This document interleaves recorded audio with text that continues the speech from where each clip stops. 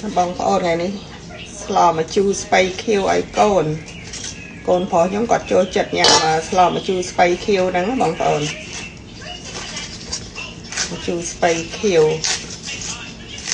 ប៉ិនគាត់អត់ចេះញ៉ាំបន្លែទេកូនខ្ញុំគាត់ចេះញ៉ាំតែទឹកទេបងប្អូនបន្លែអត់ចេះញ៉ាំទេឥឡូវនេះមកកាត់បន្លែស្លម្ជូរស្ពៃខៀវនេះដាក់ជាមួយពោះត្រីខាត់ហ្វីសបងប្អូន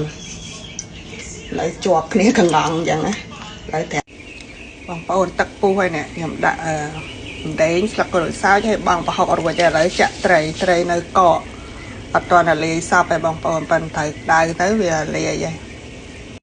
ខ្សែស៊ុបមាន់2សភាបងប្អូន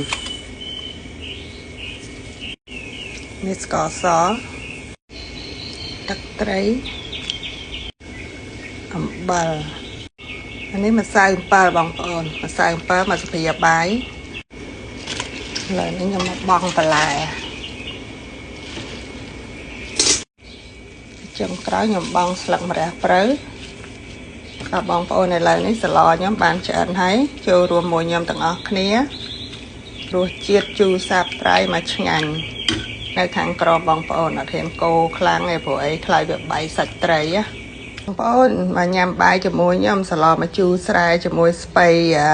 ខៀវហើយនឹងសាច់ពោះត្រីបងប្អូនសាច់ពោះត្រីខាត់ពីសនេះ